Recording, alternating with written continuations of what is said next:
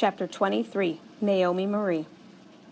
Want my chocolate pudding? Asked Sho. She pats my shoulder. I think you need it. I spent the whole lunch period explaining why we didn't have our celebration on Saturday, explaining that all my hard work didn't even matter to that other Naomi because she is a big, lazy baby head who doesn't do work and gets mad at people who do.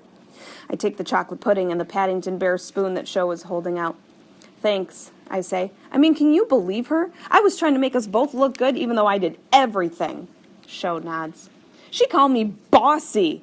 Sho nods. I was trying to give her some shine and not take all the credit even though I did all the work, and she just was so mean. Sho nods. Why do you keep nodding? I ask.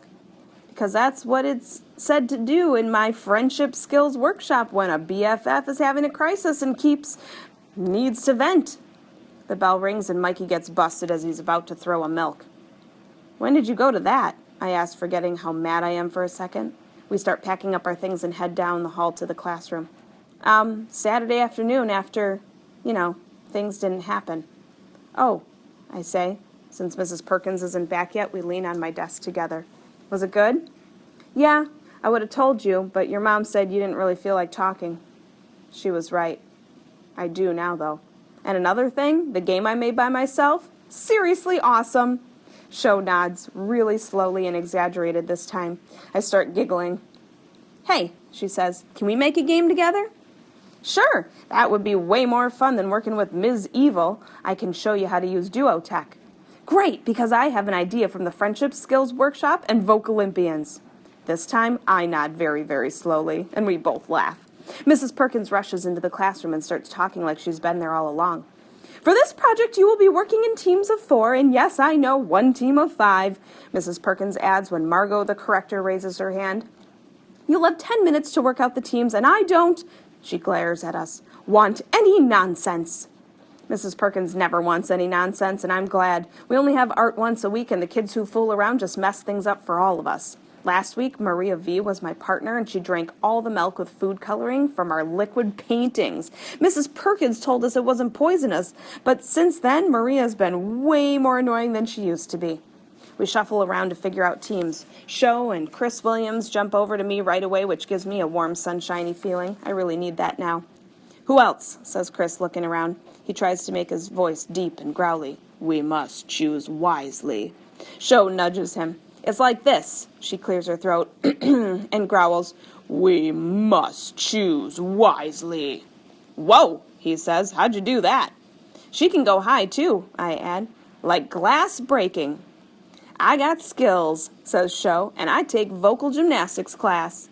She sings what I think is supposed to be a scale, waving her index finger around the whole time. A few people look over, including Jen Harlow, who rolls her eyes and whispers to her minions. The same old, same old.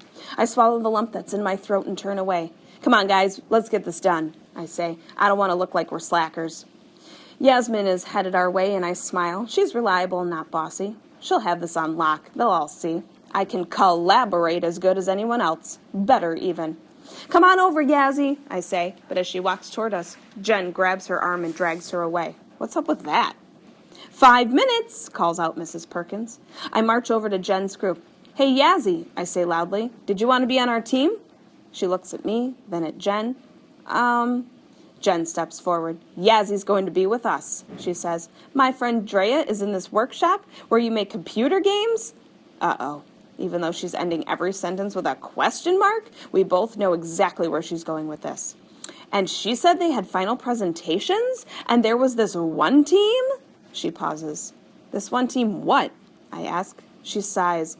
Oh, she said it was so random. This one team was the only one that didn't show anything, and she felt so sorry for them, especially the bossy one who thought she knew everything but was obviously clueless. I put my hand on my hip and then I put it down so I don't look that interested. Really? Yeah, really, she says. She rolls her eyes. Oh, come on, Naomi, you can't play it off. She told me the whole story. As soon as she described the bossy girl, I knew it was you. And like some other girl named Naomi too, which is so weird, like you.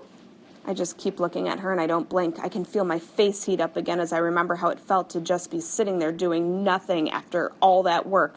Like I didn't even matter. Again, like I was being erased. Like I'm not me anymore. She said you were trying to cheat or something, and I'm not surprised. That's why I think Yazzie should be with people who do their own work. I start to say, I always do my own work, but I stop. I stand there for another beat so they know that I am me and I am right here. Then I turn and walk away slowly, probably in a way that Mama might call groan. I can hear them whispering behind me. When I get back to Sho and Chris, they ask what happened. Jen is using her powers for evil again, I say, and leave it at that.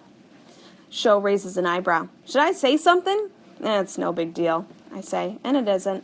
I know what I did and what I can do. Shine your light without dimming anyone else's. Come on, we've got like a minute left. Maybe we can just be 3, asks Chris, or... We all glance over at Mikey and shudder. There's a tap on my shoulder. I turn to see Yazzie. Can I work with you guys? She asks. I want to ask why and what about Jen, but I don't. Sure, I say. There's room for one more. Thanks, she says. Jen thinks everyone should do the work for her. You always have good ideas. We've all got skills, I say. Mrs. Perkins claps. Time's up. Mikey, if you don't have a team. She looks around the room. Join Naomi's group. She looks at me like she expects me to complain. I like to be called Naomi Marie now, Mrs. Perkins, is all I say.